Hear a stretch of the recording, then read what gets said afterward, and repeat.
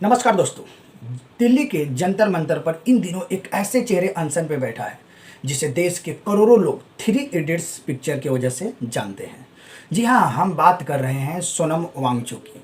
आप लोगों ने देखा होगा थ्री इडियट्स कितना पॉपुलर हुआ था, लोकप्रिय हुआ था। लेकिन सवाल यह है, क्या वे एक वैज्ञानिक हैं, क्या वे एक नेता है, और आखिर कॉकरोच जनता पार्टी के आंदोलन में शामिल होकर अनिश्चितकालीन के लिए भूख हड़ताल क्यों कर रहे हैं। आइए जानते हैं पूरे कहानी को एकदम विस्तार में, आसान भाषा में। सबसे पहले जानते हैं कि सोनम वांगचुक वैज्ञानिक तो नहीं है, वे एक इंजीनियर, शिक्षा सुधारक और इनोवेटर है और पर्यावरण के प्रति बहुत जागरूकता रहती। इतना ही नहीं दोस्तों, लद्दाख में उन्होंने शिक्षा सुधार के लिए सेकमोल की स्थापना की और उन्होंने उनसे ही प्रेरित होकर थ्री इडियट्स पिक्चर बनाया गया था।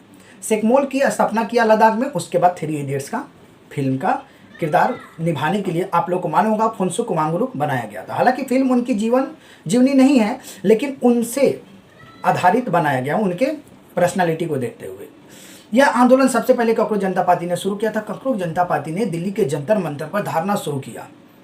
उनका ये मानना है कि नीट की परीक्षा में बार बार हर एक साल धांधली हो रहा है, ये आप लोगों को मालूम है। इसके लिए धर्मेंद्र प्रधान जी का इस्तीफा का मांग कर रहे हैं, जो कि एजुकेशन मिनिस्टर है। इसके बाद 28 जून 2026 को सोनम वांगचुक ने आंदोलन को समर्थन जंतर मंतर दिल्ली में पहुंचे और भूख हड़ताल करना शुरू कर दिया। उनका कहना है कि वे छात्र के भविष्य, शिक्षा व्यवस्था और जवाबदेही और शांतिपूर्ण लोकतांत्रिक विरोध के समर्थन में यह कदम उठाया जा रहा है। और यही नहीं, उन लोगों से विनती भी कर रहे हैं कि हमें आंदोलन तो करना है, लेकिन आंदोलन शांतिपूर्वक करना है, लोकतांत्रिक व्यवस्था को देखना है। भारत में हमारे पास कॉन्स्टिट्यूशन है, एज पर संविधान कॉन्स्टिट्यूशन के अकॉर्डिंग हम लोग शांतिपूर्वक से डटे रहेंगे और धर्मेंद्र प्रधान का किसी कीमत में इस्तीफा चाहिए, मतलब चाहिए। क्योंकि धर्मेंद्र प्रधान के लीडरशिप में जब से वो शिक्षा मंत्री बने हैं, लगभग हर एक साल पेपर लीक का मामला आ ही रहा है। और इतना ही नहीं, सिर्फ नीट का पेपर ही की बात नहीं है, देश में एसएससी, रेलवे, बैंकिंग और भी बहुत ऐसे मुद्दा है जो बार बार लीक हो ही रहा है। तो दोस्तों, इसके लिए वो अनशन पे बैठे हैं। क्या आपको लगता है कि लोकतंत्र में शांतिपूर्वक अनशन पर बैठकर सरकार तक अपनी बातें पहुंचाया जा सकता है? क्या अपनी आवाज़ को प्रभावी किया जा सकता है? लेकिन सुनो, ये पहली बार नहीं है। जंतर मंतर पे इससे पहले कितनों लोगों ने आंदोलन किया था।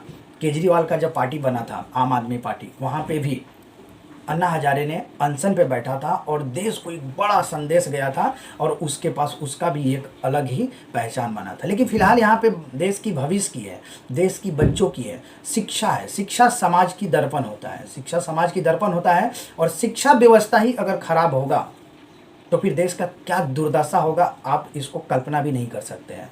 तो एकदम सही है। कॉकरोच जनता पार्टी को आप सपोर्ट करते या नहीं करते हैं, ये तो मैं नहीं आपको ये नहीं बोलूँगा कि आप कॉकरोच जनता पार्टी को सपोर्ट करो।